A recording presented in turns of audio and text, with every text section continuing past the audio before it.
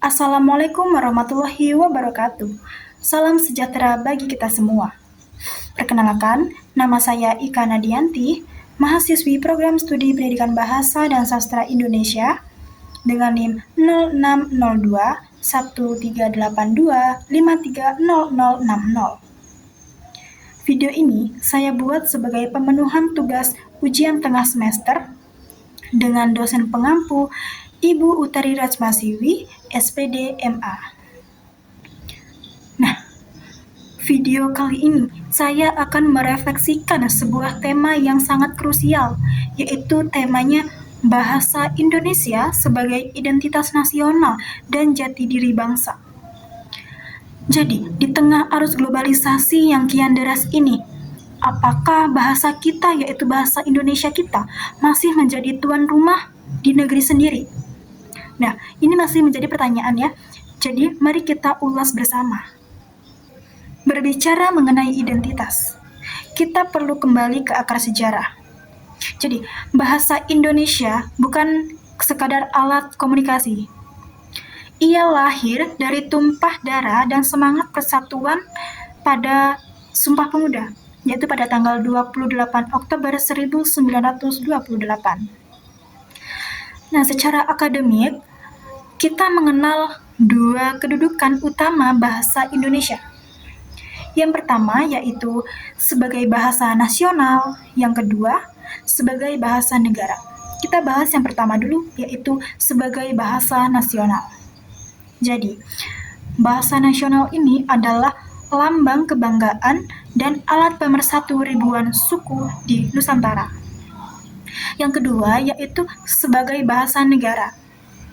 Nah, sebagai bahasa negara ini adalah bahasa resmi dalam pendidikan, pengembangan ilmu pengetahuan, dan pemerintahan. Namun, di era digital ini, kita melihat fenomena linguistic insecurity atau rasa tidak percaya diri berbahasa. Banyak sekali ya orang-orang merasa lebih intelektual jika menggunakan istilah asing yang dicampur aduk. Padahal, jati diri bangsa tercermin dari bagaimana masyarakatnya menghargai bahasanya sendiri. Sebagai mahasiswa atau mahasiswi pendidikan bahasa dan sastra Indonesia, saya merasakan tantangan ini secara langsung di kelas. Nah, kami sering membedah struktur bahasa dan sastra.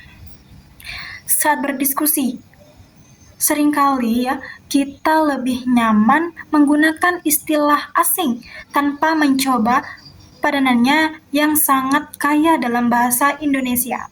Contohnya seperti ini.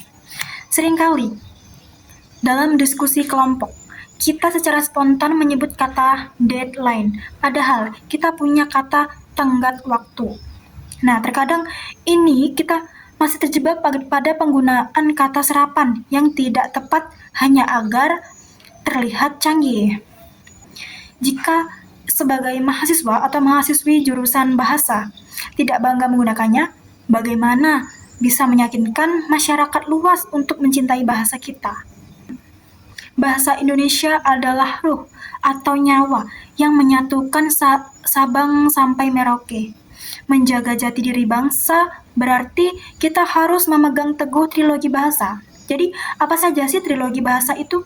Yang pertama yaitu utamakan bahasa Indonesia.